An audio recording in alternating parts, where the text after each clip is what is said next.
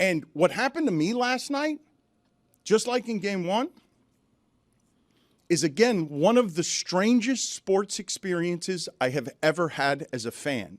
I go into game one and I'm like, I don't even want to watch this. I don't want anyone on either of these teams to feel good about anything.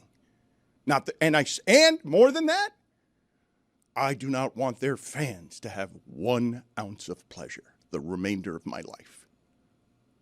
Because it's not the players I hate. In fact, I'm embarrassed to say it, kind of love Jalen Brunson. I want to everyone's got to. In fact, put it on the poll. Are you fundamentally obligated to fall in love with Jalen Brunson right now? Because Jalen Brunson already has a moment in the last series to end it I've never seen Jayson Tatum have. Give me a play Jayson Tatum's made in his life more memorable than how it is that Brunson ended the Pistons. Somebody, anybody. Dunking on LeBron? You think? I mean, that was a pretty good moment. Put it on the poll at Le Batard Show. Better moment, Jalen Brunson against the Pistons or Jayson Tatum dunking on LeBron? We'll get to Tatum in a second because all of American sports fan expectations need to land today on the back of his neck. You are a champion, and I've almost never said this about a champion. Prove to me you deserve to be one. Because last season, do what Brunson does. Brunson's the smallest player on the court. I look at you and just physically, I know you're the best one. But what are you going to do? Oh, fade away again? Brunson got the foul shots. It's end of game time. It is end of game time. You give the ball to Brunson, Knicks fans know what's going to happen there. And when he misses a 1-foot layup, they don't even blame him because they know what he is. He's the best clutch player in the NBA, empirically. Does more in the fourth quarter than anybody. Tatum?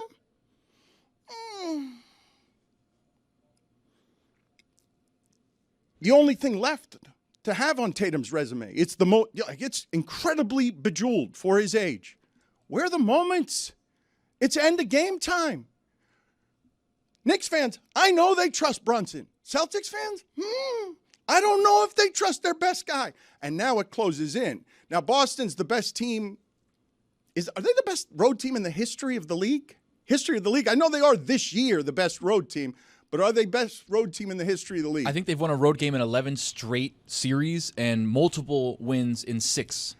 I was trying to think on my way in, and I never looked it up because life gets busy, but there was a series a few years ago where the 8 seed went on the road, won the first 2 games, and then the next 4 games were just won by the 1 seed. It was the Bulls against Celtics, actually. Thank you. So I just forgot it. But so I don't actually expect the Knicks to win this series. I do not. But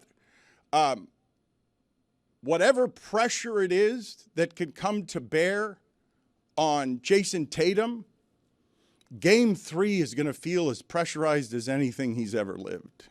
New York has been bad at home, like legitimately bad at home. I mean, I don't trust them at all at home. I expect Boston to go in there and smoke them because they've been up by 20 in the last 2 games, and I do not expect the Knicks to win a third one. But I did not expect Boston to be in this kind of trouble. Like, just did not see this coming at all. That Knicks team is okay, but it's got flaws and flaws that could and should be exposed by Boston. Boston is a good deal better than that Knicks team, and the Knicks team can't actually just do it in matchups either, where you say, I think the Knicks match up okay with the Celtics. Okay, you can think that, but the Celtics are a good deal better than the Knicks. Dan, Tony and I were having this conversation right before the show started. Joe Mazzulla, who we talked about in the past, does his little antics in the press conferences and trying to be quirky and kind of aloof and better than everyone else. And what we said at the time, if you remember, was you can do that now, but the moment this thing starts to slip away, watch out. It's starting to slip away. And so I asked the question, Dan Le Batard. The Celtics have lost the first 2 games at home in the playoff series. Only 5 teams have come back from that in NBA history to win that series. Joe Mazzulla has had this situation happen to him now twice in 3 years. Happened in 2023 against the Heat, and now it's happening to him against the Knicks in 2025.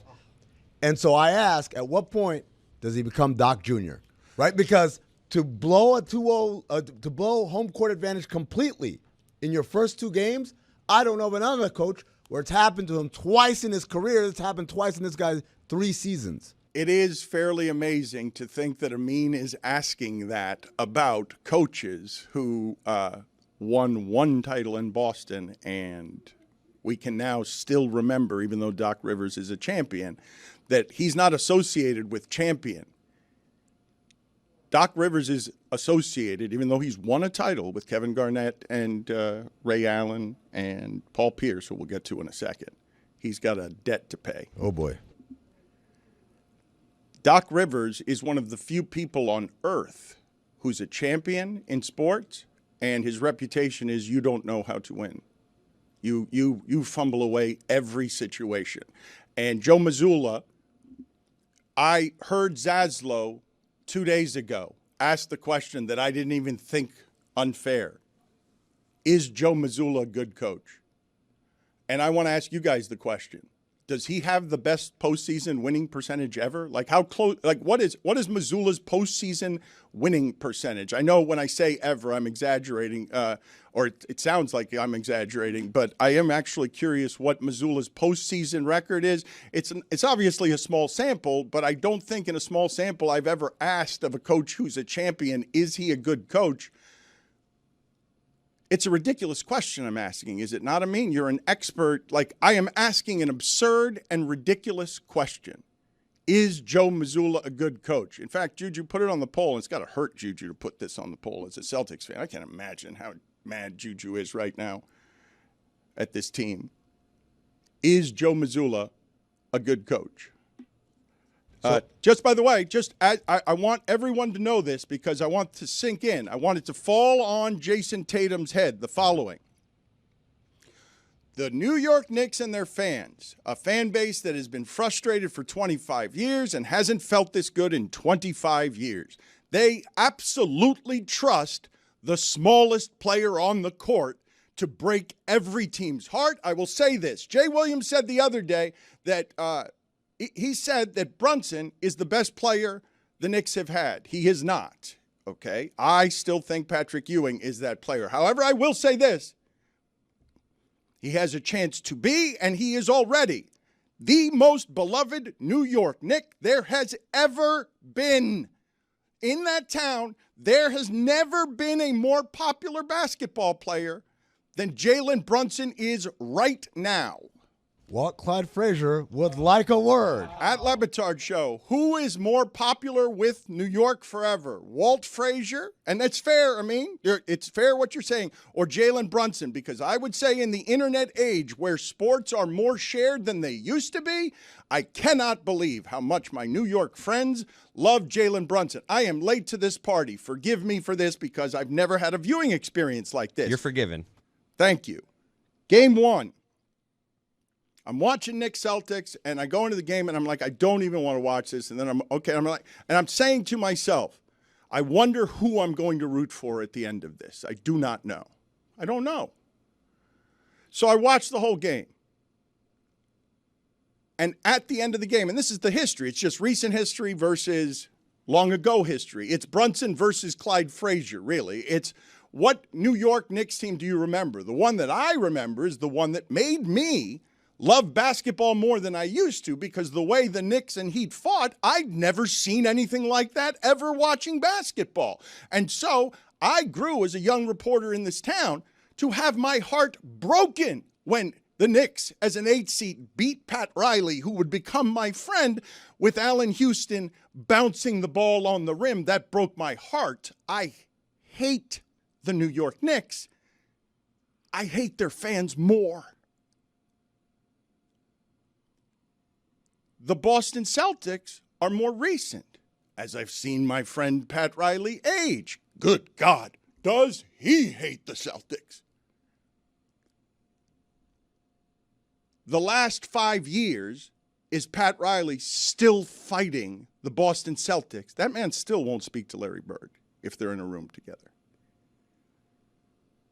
I've seen the last 5 years of whatever this Heat thing is, fight and claw and try and the architecture can't quite get up to where all the Celtics first-round picks are. You're just so close and gets past it, but now the gap is spread, and now my friend ages and is 80 and limping around, and he finds himself, mocked, and Stephen A. Smith says fire him, and the Celtics are on top.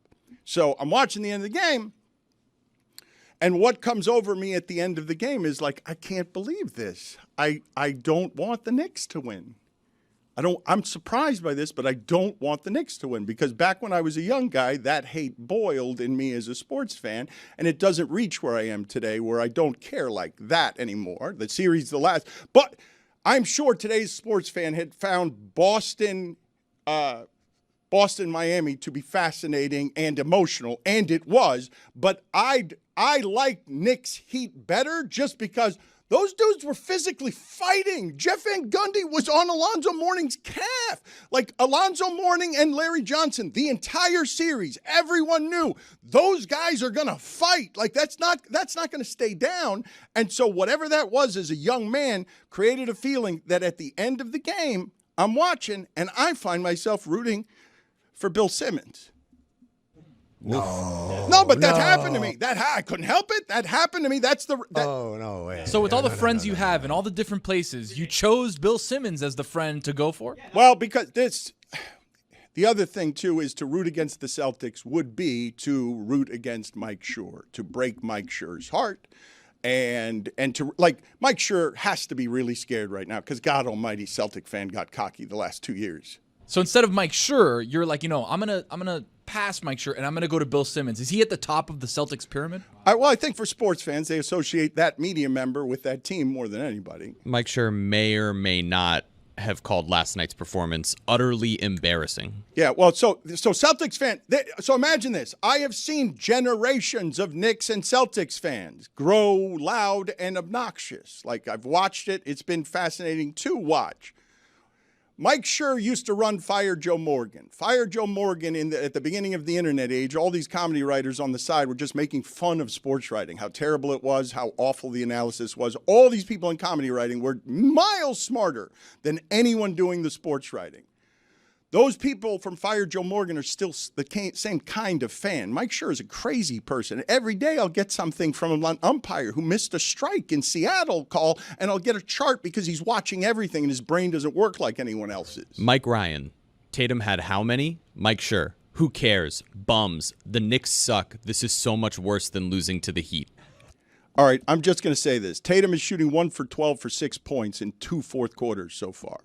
He's 12 for 42 in the series, but in 2 fourth quarters, Brunson time, 6 points as they cough up 20-point leads. Not only that, you can say that Mikal Bridges has been outplaying Jayson Tatum in this series, right? Is that a crazy thing to say? Like, you talk about the 5 first-round picks, you look across of what he's been doing defensively, too. It's like Mikal Bridges has a couple legs to stand on. Look. I don't know that. He does have 2 legs to stand on. Put it on the poll at Le Batard Show. Does Mikal Bridges have a couple legs to stand on?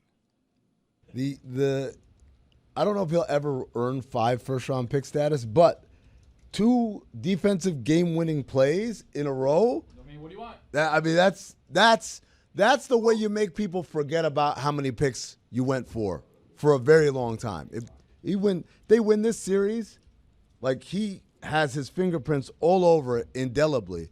But, Dan, I got to go back to this is a team, the Boston Celtics, who thought and you believed as of 2 days ago, hey, man, that's just tears. Hey, man, they broke the math on the sport. Hey, man, they just know they're smarter than everybody else, and Brad Stevens built a team that nobody else could compete with. Hey, man, that's the best team over the last 2 years. And what you're seeing now is, yeah, you can't build an entire thing on feast or famine.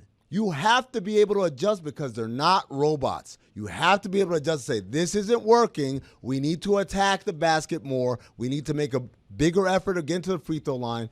We need to vary it up a little bit. And what's happened is these guys have failed because they play for a coach who encourages them, who tells them, we're not playing wrong, we're just missing shots we usually make, or we're just making shots we usually miss. The thing is, when you play that math game of like, we're going to try to put up as many threes as possible, and then you get a cold streak like this, I mean, like, this could last a whole series. Like, KP's out. We don't know what's happening. Well, wait a minute. So let's ask this question real quick. Can it last the whole series? Because it is a lot of small sample size theater. And I mean, I think we're headed toward, I may have this wrong. I started down this path yesterday and we never got there. Basketball has been very predictable throughout my lifetime. And I'm wondering if the randomness of threes is going to make it so it's about to become vastly less predictable come this time of year because of things like this. The Celtics have missed more three-pointers in this series than any team has ever missed in 2 games consecutively. That's crazy. So in 2 games, they're shooting 25%. No team has ever shot and missed 75 threes in 2 games. But Dan, that highlights my point, which is the idea that, like, no team has done that. Why? Because typically they say, guys, it's not going. Let's try to get something, go to the basket, get some easy ones, get to the free throw line, and then, like, try to play out of that. But the Celtics say no. We're just going to keep barreling through it because the numbers will bear out. But again, it is not a numbers game. It is a human game. Humans are playing this. And yes, I'm not saying, I'm not an ogre. I'm not saying three-pointers are bad or whatever.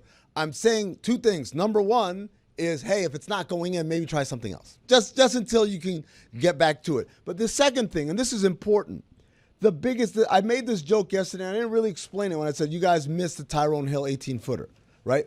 But the reality is the importance of the three-point line rests with your role players.